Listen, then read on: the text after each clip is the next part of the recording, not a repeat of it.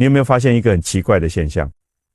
越是局势动荡的时候，越是有人跑去银行把存折拿出来反复看，越是有人把金条藏到床底下摸了又摸，结果呢，心里还是七上八下，睡不着觉。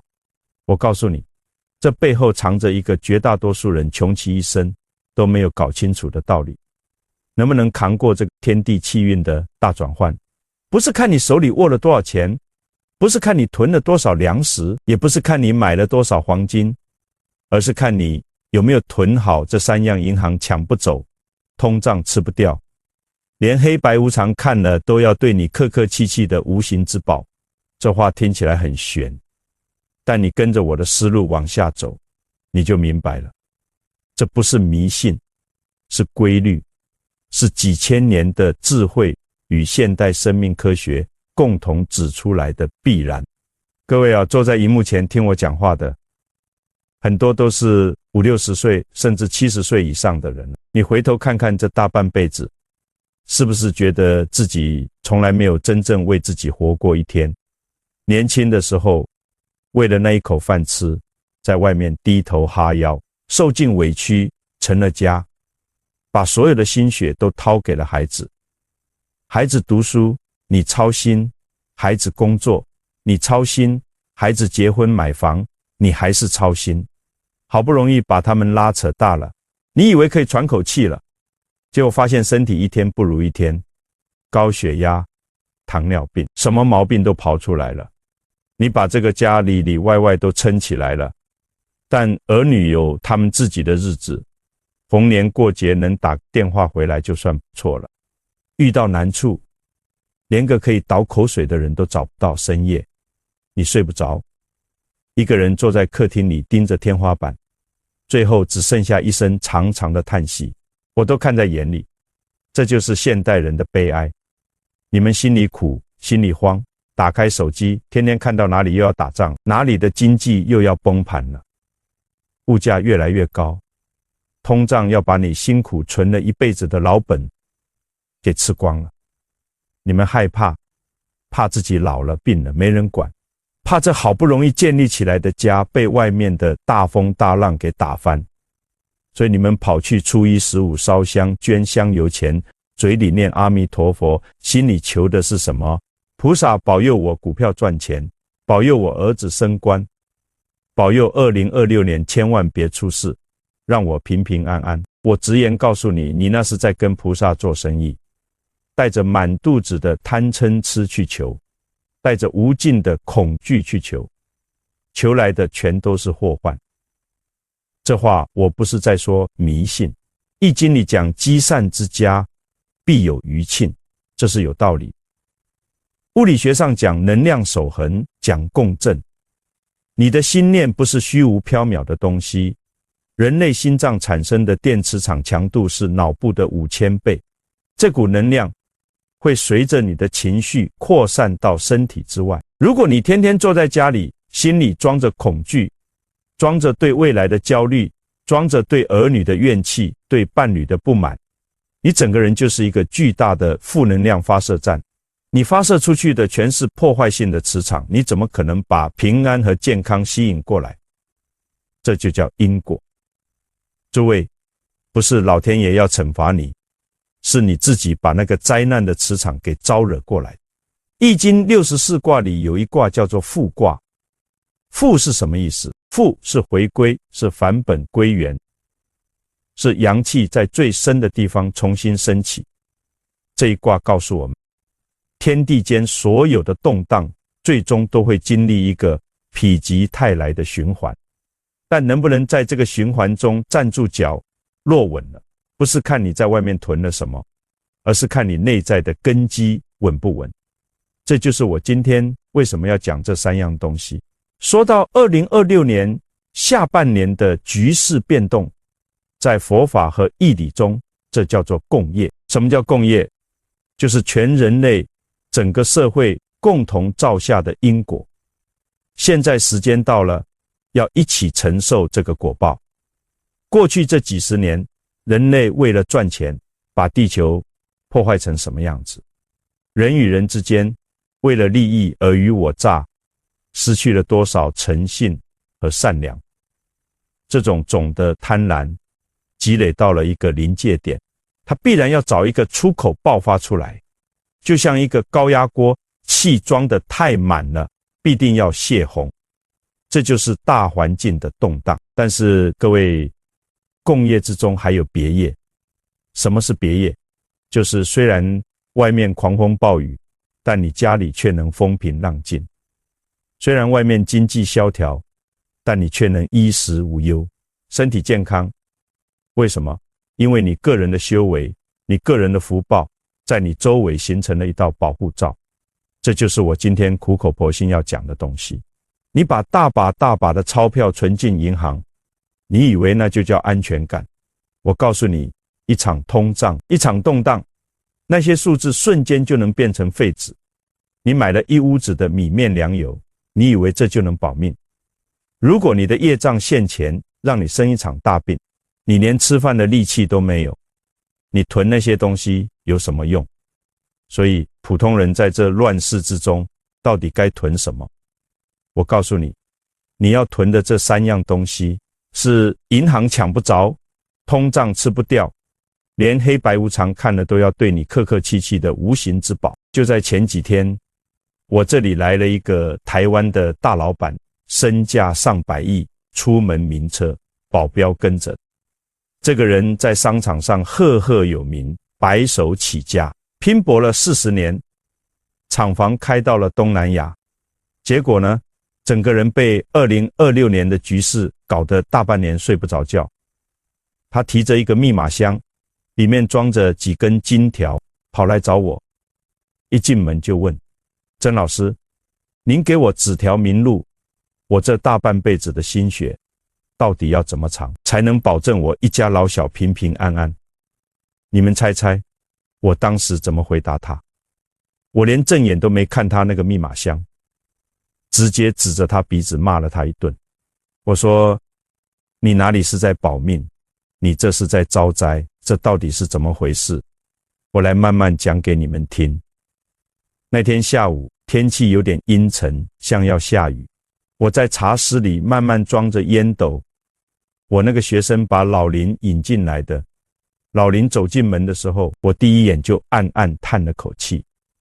一个60多岁的人，脸色灰白的像一张废弃的旧报纸，眼眶深深陷进去，黑眼圈肿得发紫。虽然穿着很名贵的西装，但整个人佝偻着，走路脚步虚浮。最可怕的是他身上的那股气，我一看，他的气场全散了，像个漏了气的皮球，周围被一团焦虑和死气笼罩着。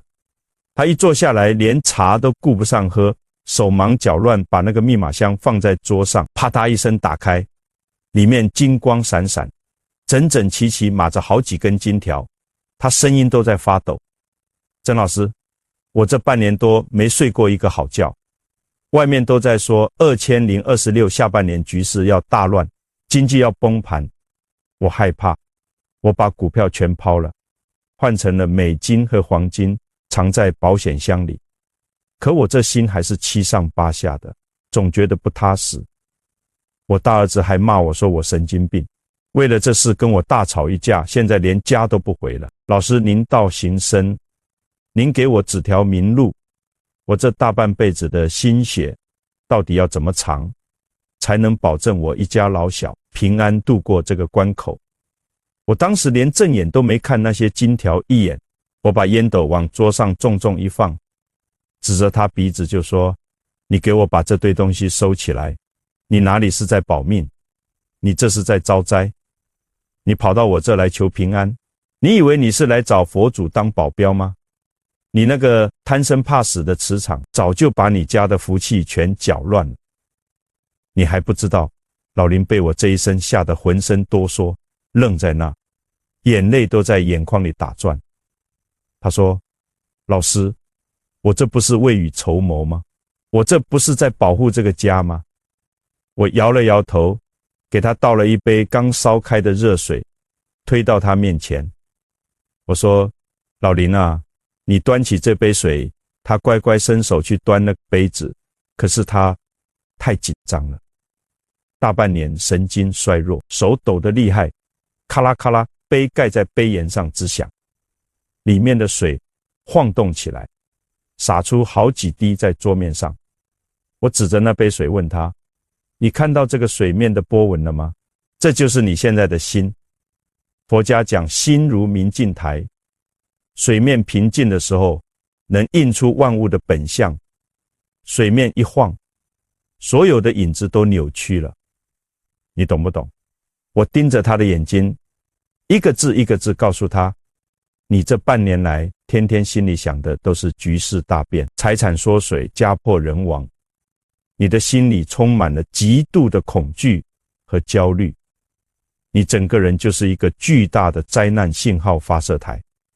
你向外发射出去的都是这种低频的破坏性的磁场，它吸引来的是什么？它吸引来的就是和你同频的倒霉事。古人说福祸无门，为人自招，说的就是这个。你儿子为什么跟你吵架？因为他一回到家，就感受到家里有一股让人窒息的恐惧气氛，你的磁场太可怕了，把家里的祥和之气活生生逼走了。家和万事兴，家不和，什么邪风都吹得进来。你再看看你自己的身体，你天天盯着那些金条，血压飙到180，心悸失眠。我用常识就能断言，根本不用等到2026年下半年局势大变。再过3个月，你要么中风瘫痪在床，要么心肌梗塞直接走人。到时候你留着那些金条有什么用？买最高级的轮椅吗？老林听到这里，双手捂着脸，哇的一声哭了出来。一个60多岁叱咤商场的大男人，在我这茶室里哭得像个做错事的孩子。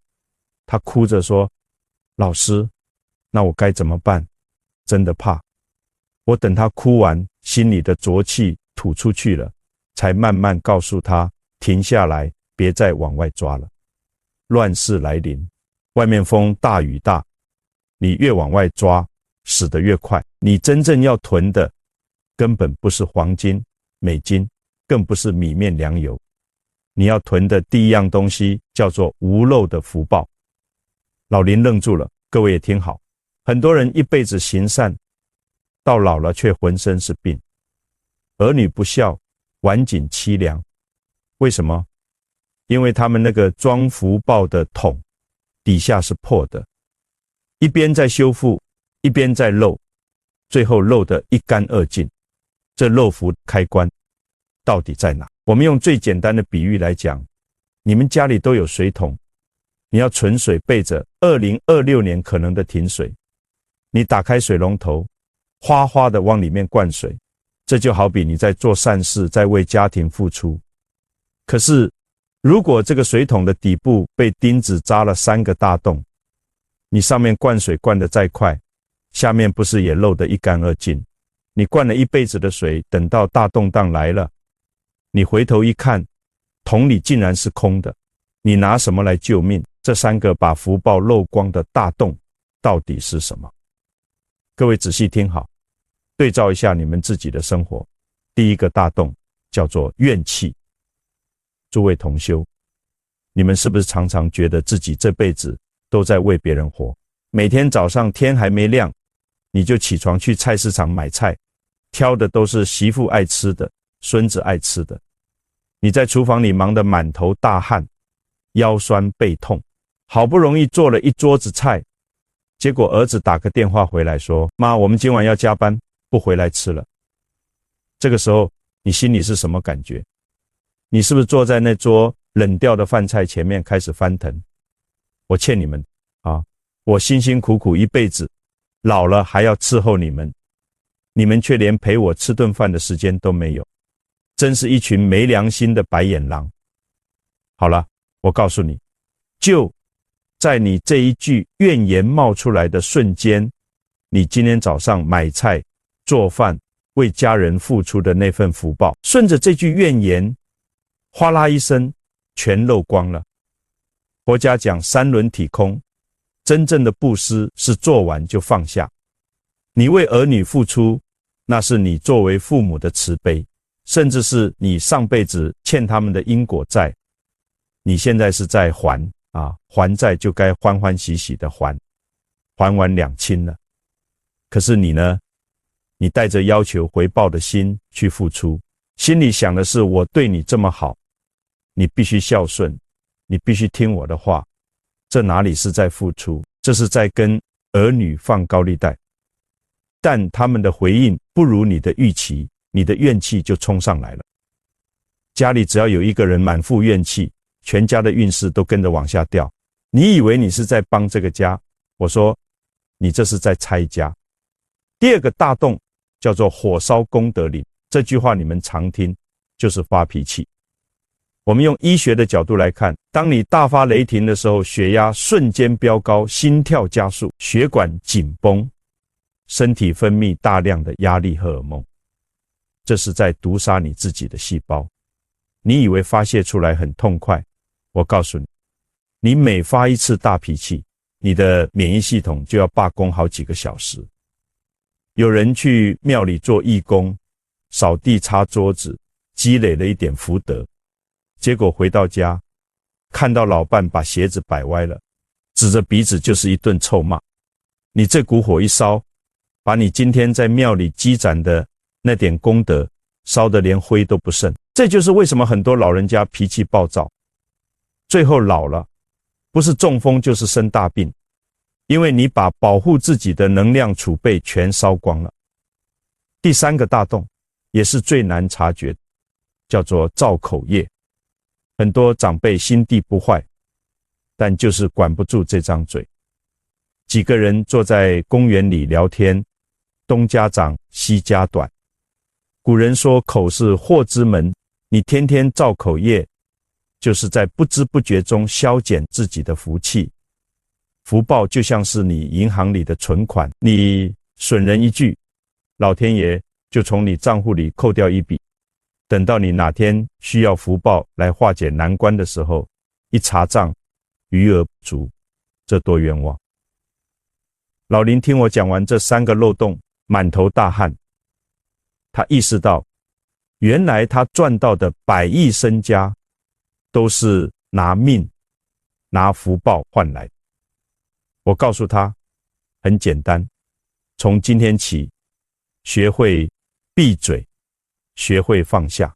各位同修也要听好，从今天开始为家人做了饭，就开开心心去散步，管闲事，不生闷气，看儿女的脸色，这就叫无漏。你付出的每一份善意，只要不夹杂怨气和计较，它就会完完整整地储存在你的生命磁场里。这才是乱世中连老天爷也拿不走的真金白银。诸位啊，老林出了一身冷汗，跟我说，曾老师，您说的太对了，我这半辈子赚到了钱，却把福报全漏在脾气、怨气和恐惧上。我现在知道要闭嘴，知道要放下对老婆孩子的控制欲。可是紧接着他又苦着一张脸，抓住我的袖子问，但是老师啊，道理我都懂，可我这颗心他不听使唤。我一打开手机，看到新闻说哪里又跌了，哪里又要打起来了，我这心就咚咚的往上飙。晚上躺在床上，脑子里像跑马灯一样，根本停不下来，我该怎么办？这就是现代人的悲哀。道理听了一箩筐，事到临头全成了废纸。为什么？因为你们只学了佛法的皮毛，没有练出佛法的功夫。这个功夫是什么？就是在这个乱世之中，你要囤的第二件无形之宝，临危不乱的静定之气。很多老长辈听到静定2个字，马上就说，哦，曾老师，这个我懂，我去报名了禅修班，我每天早上在客厅盘腿打坐，念阿弥陀佛，停下来，别再盲目打坐了。我常常警告那些学佛的人，心不入定，你磨破蒲团也只是受苦，反而把身体搞坏。你以为把腿盘起来，闭上眼睛就叫打坐了。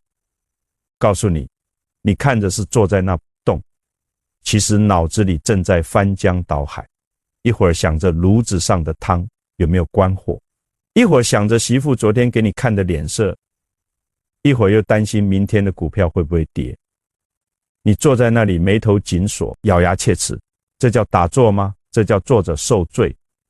你就是在跟自己的妄念打架。你越想着我不能乱想，我要安静，你这血压就越高。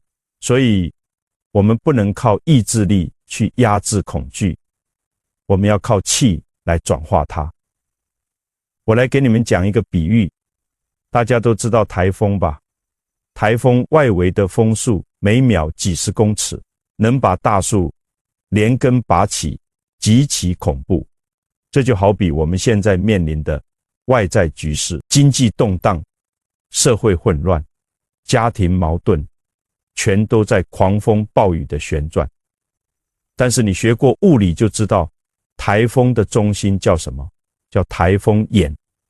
不管外围的风刮得多么毁天灭地，在台风眼的最中心，那是风平浪静的，连一片树叶不会动，甚至还能看到蓝天白云。为什么？因为那是整个旋转系统的轴心。你的人生也是一个旋转的磁场。你现在为什么这么焦虑？因为你把自己放在了台风的外围。你每天盯着新闻看，盯着存款簿上的数字，盯着儿女的脸色，你的心跟着外面的境界在高速旋转，产生了巨大的离心力，把整个人撕扯得四分五裂。你要学会的不是去对抗外面的狂风暴雨，你对抗不了2026年的大趋势，一个普通老百姓怎么对抗？你要做的是把你的心从外围撤回来，安放在你自己的台风眼里。怎么做到？当年我在研究义理与修行的过程中，发现了佛陀在菩提树下悟道最核心的功夫，叫做安那班那觉息法。听起来很玄，其实就是4个字：觉知呼吸。这是老天爷赐给每个人免费的救命神器，就安装在你的鼻子底下。当你感觉到那股恐惧要冲上来的时候，你记住这3个步骤。第一步叫做自觉。当你看到恐怖新闻，心跳开始加速的时候，停，不要去跟那件事情纠缠，把你的注意力像雷达一样瞬间收回来，放在你的鼻尖上。你就在心里默默地看着自己的呼吸。我现在吸气的这口气是冷的，我现在呼气的这口气是热的。你不要去刻意控制它，你就好像个守门人，静静地看着进进出出的人。第二步是关键，叫做专注于呼气。现代人的问题在于太想抓了，吸气是抓，呼气是放。当你觉知到呼气之后，把这口气拉长，想象你整个人就像一个充满气的气球。现在把气门打开，把胸口的闷气、肚子里的怨气、脑子里的恐惧，顺着这口长长的呼气，全部排到虚空里去。呼气就是生理上最直接的放下，这能启动你的副交感神经，让心跳慢下来，血压降下来。第3步，我称之为躲进台风眼。只要你的心跟呼吸贴在一起，外面再大的风浪都跟你不相干了。老林回去后，照着我说的做，每天给自己留出半个小时，不要求盘腿，就舒舒服服地坐着，看着呼吸。他发现，原来之前让自己吓得半死的那些事，根本只一提，心一静，气就顺。气一顺，身上那些慢性病不知不觉就减轻了。这就是静定之气的力量，是你身上最值钱的宝贝。可是诸位，老林练了半个月又跑来找我了，这一次脸色好看了很多，但他苦笑着跟我说，曾老师，您教我的静定之法太好用了。我一个人的时候，心里确实平静。可是只要我老婆一开口抱怨，只要我儿子一回家跟我顶嘴，我这好不容易念出来的定力，瞬间就破功了。老师，外面的台风我能躲，可我家里这2尊活菩萨，我怎么躲啊？这句话是不是说到了你们很多人的心坎里？外面的局势变动，我们关起门来可以不看，可是跟你在一个屋檐下生活了几十年的亲人，他们要是天天让你心里不得安宁，你的福报还是保不住啊。这就引出了我们乱世之中最难囤但也最必须要囤的第3件东西。这件东西专门对付你家里那些让你心里发堵的缘分。这第3件无形之宝叫做慈悲善念。各位，你要搞清楚，佛经上早就讲明白了，一家人聚在一起，那是4种缘分：报恩、报怨、讨债、还债。没有这4种缘分，你们是不会进同一个家门的。你看那个天天跟你对着干的儿子，你看那个总是嫌你这不好那不好的老伴，你以为他们是谁？他们就是你生生世世结下的冤亲债主。很多人一听到冤亲债主，就以为是什么神神鬼鬼的东西，吓得赶紧去庙里做法会烧纸钱。我说这个道理你要搞清楚，什么叫冤亲债主？就是你们过去世或者这辈子前半生在无形中互相伤害、互相亏欠所留下来的账单。老林就是这样，他大半辈子把家里当公司管，老婆儿子都像管员工。他给了他们钱，但他给过他们爱吗？他给过他们尊重吗？现在他想要亲近，却不知道为什么家里人跟他反着来。我们还是用物理学来解释，最直接，牛顿第3运动定律，作用力与反作用力。你用手去推一面墙，你用了多大的力，这面墙就会用一模一样大的力反弹回来。你在家里对儿女说，你必须考上好大学，你必须赶紧结婚生子，你怎么连这点事都做不好？你试图控制他们的人生，你向他们施加了一个强大的作用力，结果呢，他们长大了，翅膀硬了，反弹就来了。他们不回家，他们跟你吵架，这就是那面墙推回来的反作用力。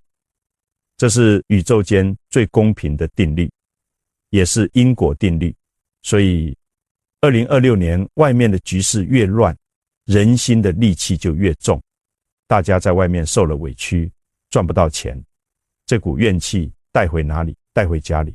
如果你这个时候还是拿着长辈的架子，要跟他们硬碰硬，那你这个家就会变成一个火药库。你要囤的这第3件无形之宝，就是用来化解满屋子怨气的法宝。什么叫真正的慈悲？真正的慈悲是看破因果之后的放手，是没有条件的包容。古人说，儿孙自有儿孙福，莫为儿孙做马牛。这不是让你撒手不管，而是让你停止控制。你看看现在是哪一年了？2026年，外面的世界变成什么样子了？年轻人面临的压力比我们当年大多，他们在公司里被压榨，回到家已经精疲力竭了。他们不是不爱你，他们是自顾不暇。你要学会认账。当你家老伴又开始唠叨的时候，你不要去反驳，你在心里默默对他说，这是我欠你的，你说吧。你把心里的垃圾倒出来，你舒服了，我不跟你计较，我欢欢喜喜的还这个债。当你的儿女对你态度不好的时候，你也不要伤心。你在心里想，你们在外头打拼不容易，2026年这个世道这么艰难，我做长辈的帮不上忙，但我绝不给你们添乱。你只要把这个心念一转，奇迹就会发生。老林回去照着我说的做。有一天，他儿子又因为公司的事情跟他大吼大叫，老林这次没有拍桌子，他就静静地坐在那里，看着他儿子眼神里充满了怜悯。等他儿子吼完，老林轻轻说了一句：儿子，这年头大环境不好，你辛苦了，爸爸老了，懂你们年轻人的事，你自己做主吧。爸相信你，累了就回家吃顿饭。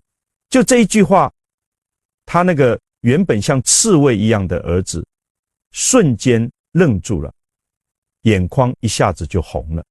这就是慈悲善念的力量，它是宇宙间最高频率的能量，能化解生生世世的恩怨。道德经里讲，上善若水，水善利万物而不争。你看水从来不跟石头对着干，它就绕着走，慢慢的渗进去，最后石头也给它穿透了。这就叫慈悲善念的力量，它不争不抢，不怒不怨，但它无坚不摧。我见过太多的人一辈子跟自己最亲的人较劲，较到老了孤家寡人，身边一个人都没有。那个时候你手里握着再多的金条又有什么用？所以各位，今天我讲的这3样无形之宝，我再给你们总结一遍。第一，宝，无漏的福报，把那3个漏福的大洞堵上，不生怨气，不发脾气，造口业。你付出就付出，放下就放下，福报积满，老天爷都拿不走。第二宝，临危不乱的静定之气，学会觉知呼吸，把心从台风外围撤回台风眼，任它外面风吹浪打。我自心平气和，身体是你最后的本钱，气顺了，病自然就少了。第三宝，慈悲善念，看破因果，认账还债，放下控制，对家人生出真正的怜悯之心，家里一团和气，什么邪风都吹不进来。这3样东西，银行抢不走，通胀吃不掉，连黑白无常看了都要对你客客气气。这才是2026年普通老百姓真正该囤的东西。最后，我想再说一句话送给你们。易经里讲，天行健，君子以自强不息。这个自强不是叫你去外面抢钱抢地盘，而是叫你往内走，把自己的心修好，把自己的气养足，自己的家和顺了，外面的天地再怎么动荡，你内在的根基稳了，就是任它风吹雨打，我自岿然不动。这辈子你为儿女活了大半辈子，也该为自己活一回了。把那3件无形之宝好好囤起来，这才是这乱世之中真正的保命之道。